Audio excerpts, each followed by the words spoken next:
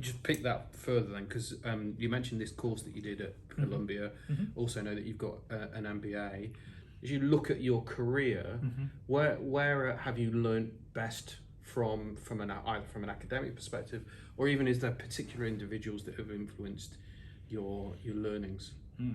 Well, I found the MBA fascinating, coming from a clinical background, and suddenly finding myself in a world sort of a managerialism kind of world, and I didn't really have an aspiration to be a leader or a manager, of probably more management at the time I got into the leadership, which was around the late 80s. So I found I was thirsty for new knowledge, new information. So that drove me into the MBA, and it did motivate me. It definitely opened doors for me. Columbia was, again, probably gave us an international perspective, but it also gave us a certain level of confidence that, and we were noticed, I think, and I say we, New Zealanders particularly, for not being highly specialised in one thing, but generally having a good sense of being in touch with all aspects of leadership and management. So there was a level of confidence in that. Then I can't ignore the fact that I've been brought up in a particular culture which has its own unique version of leadership. And I looked at people like Tar Mason, or Sir Mason Jury, who's a well-known academic, who's steeped in his own world and family life, and he brings such humility to his work, but he's so commanding in terms of his leadership and vision for the future, and he's been so influential. So I know he's been influential on many people, and me being one of them. I've seen leadership in my own family, and what I think the unique aspects of leadership through a Māori world lens is that we tend to have an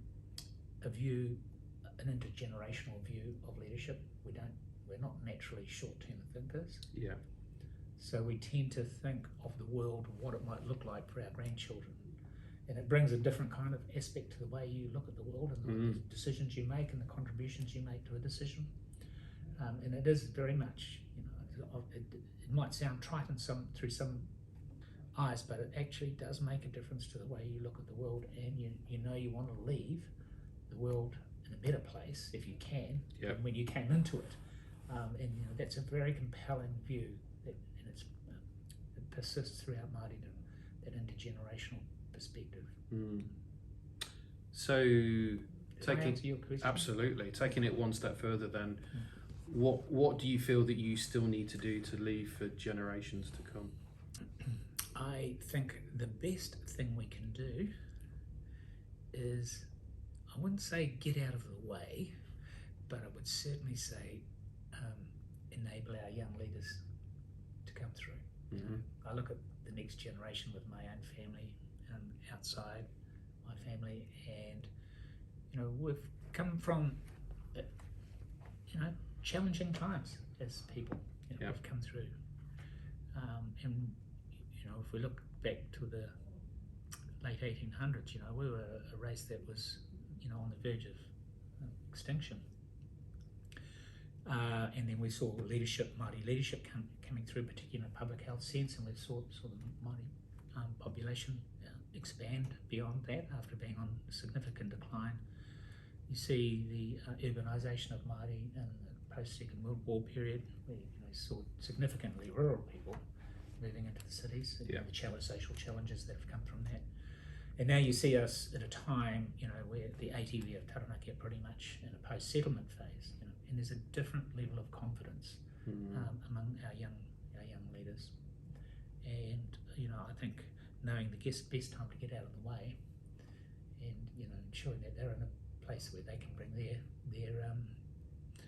leadership through is, I think, the next best thing I could do in terms of where I am. Last question, Hayden. What are you most proud of? Look, I'm very proud of Tui Ora.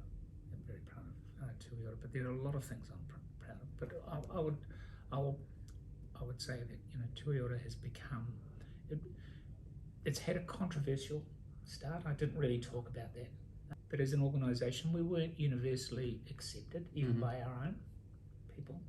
Pan-tribalism is not necessarily a good word. And I understand why iwi, and of course, have my own perspectives on that, but it was seen as a challenge to the autonomy of iwi as an organisation. So there we were put there for a particular role, albeit by a government, and we survived that. We were also seen as a bit of a misfit within the system. So the system wasn't entirely sympathetic towards us. So there were challenges of getting this organisation off the ground. So that is definitely something that I am proud of. We've been through these cycles. People have said to me, "How can you stay in an organisation that long? Usual tenure of a CEO should be 3 to 5 years," and that kind of. And that's a break from the mold. But you'll see that it's not uncommon within Māori organisations, as long as you're still relevant. Yeah. As long as you're still relevant. But things are set up for change, and who knows what's going to happen in the next little while. Hayden, thank you very much for joining me. Insightful, knowledgeable, and I've really enjoyed this conversation. So thank you for your time. Hope you have enjoyed this episode of the Leadership Lab. We'll see you on the next episode, and see you soon. Bye for now.